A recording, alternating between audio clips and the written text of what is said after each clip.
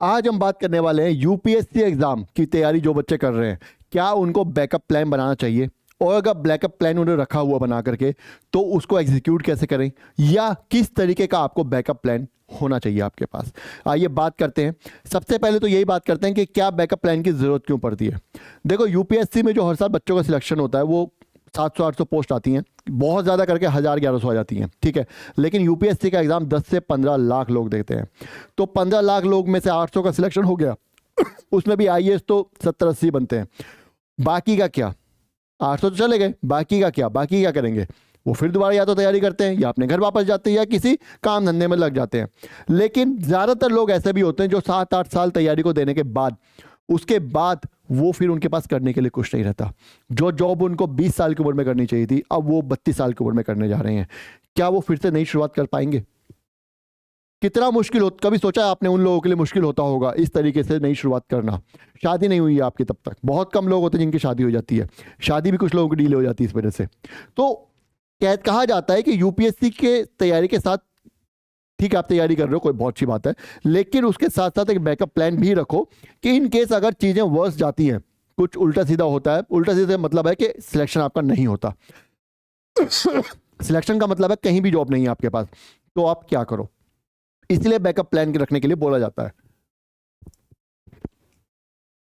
उसमें भी 2-3 चीजें आती हैं, किस तरीके का बैकअप प्लान रखें और बैकअप प्लान रखें कैसे। क्योंकि अगर आप यूपीएससी की तैयारी कर रहे हैं और साथ साथ अगर आप कोई बैकअप प्लान बनाते हैं तो आप यूपीएससी की तैयारी ढंग से नहीं कर पाएंगे, पहली बात तो यही है। और अगर कर भी रहे हैं तो वो ये है ना, लोगों का 100% देने के बाद तो सिलेक्शन हो नहीं रहा, आपका बैकअप प्लान बनाते बनाते भी सिलेक्शन कैसे हो जाएगा, ये भी बात मन में आती है। तो इसका एक स्ट्रेटेजी बनाई जाती है। बैकअप प्लान इस तरीके का बनाया जाता है कि आपकी यूपीएससी की तैयारी डिस्टर्ब ना हो। इसके मैं कुछ आपको पॉइंट्स दे देता हूं, कुछ तरीके, कुछ एग्जांपल देकर के मैं आपको समझा देता हूं कि मेरे जानने वालों ने या जो लोग सिलेक्टेड हैं ऑलरेडी, उन्होंने क्या किया, जिससे कि आप फिर अपने हिसाब से आप उसको अपना प्लान बना सको। देखो, सपोज करो मैं अपने एक दोस्त की बात करता हूँ, ठीक है। उसने क्या किया, यूपीएससी के एक दोस्त अटैम्प्ट दिए, उसका सिलेक्शन नहीं हुआ, उसको यूपीएससी छोड़ना भी नहीं था और उसके ऊपर प्रेशर भी आ रहा था करने के लिए। उसने क्या किया, बोला भाई भाई मैंने पॉलिटी पढ़ी हुई थी, करंट अफेयर्स मेरा तैयार था, थोड़ा सा मैंने लॉ पढ़ लिया, जा करके लॉ का एग्जाम दिया, अब मेरी लॉ चल रही है। लॉ चलते चलते मैं यूपीएससी की तैयारी बहुत आराम से कर पा रहा हूं, मुझे थोड़ा सा स्ट्रगल करना पड़ रहा है, थोड़ी सी मेहनत ज़्यादा करनी पड़ रही है, लेकिन मेरी यूपीएससी की तैयारी हैम्पर नहीं हो रही। और क्योंकि मुझे 4-5 साल ऑलरेडी तैयार करते हुए हो गए थे, यूपीएससी के पेपर पहला अटैम्प्ट देने से पहले मैंने 2 साल तैयारी की, 3 साल, फिर मैंने 2 अटैम्प्ट दिए, तो मेरी 4-5 साल मुझे हो चुके हैं, तो मेरा सिलेबस कवर है, मेरी प्रैक्टिस अच्छे से हो चुकी है। अब मुझे चीज़ें बस रिवाइज करते जाना है, मुझे सिर्फ फ्लो में रहना है, तो मेरा ठीक चल रहा है। अब अगर मेरा सिलेक्शन नहीं भी होता है तो मैं कल को अपना कुछ कर सकता हूं, मैंने एक लॉ मेरा हो जाएगा 3 साल के अंदर। ये एक एग्जाम्पल मैंने दिया, आप भी ऐसा कुछ कर सकते। बहुत से लोग क्या करते हैं, जो उनका ऑप्शनल है यूपीएससी में, जो मेरा ऑप्शन, मान लीजिए मेरा ऑप्शनल ज्योग्राफी है, तो वो बच्चे क्या करते हैं, ज्योग्राफी में मास्टर्स कर लेते हैं।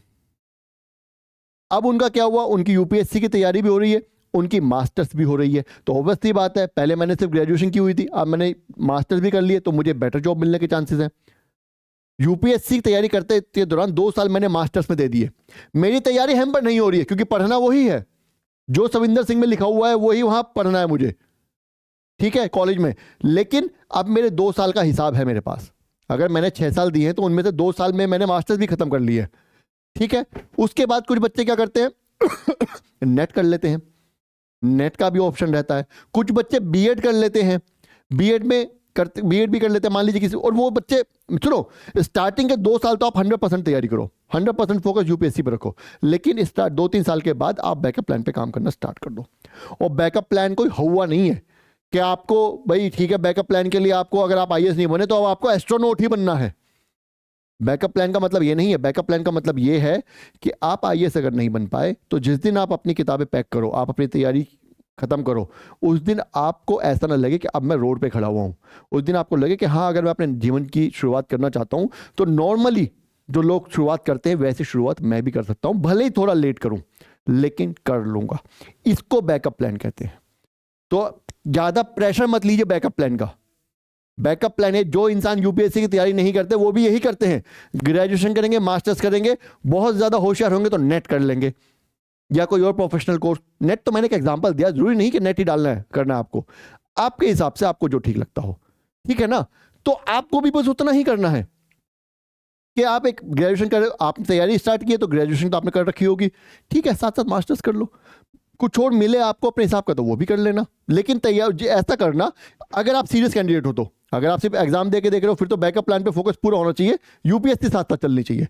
लेकिन अगर आप सीरियस कैंडिडेट हो तो पहला जो फोकस है आपका यूपीएससी पे, और बैकअप प्लान फिर ऐसा होना चाहिए जो यूपीएससी की तैयारी में हैम्पर ना करे बल्कि उसको उल्टा सपोर्ट करे, ठीक है। तो मेरे ख्याल से मैंने आपको कुछ ऐसी टिप्स दे दी हैं कि जिससे आपको बैकअप प्लान बनाने में इजी भी लगेगा, और आपकी जो ये दुविधा है, ये जो चलता रहता है कि भाई बैकअप प्लान पे भी काम करना है, अभी तो क्या होगा अगर यूपीएससी नहीं हुआ, तो इस डिप्रेशन में नहीं जाएंगे आप ये वीडियो देखने के बाद, ठीक है।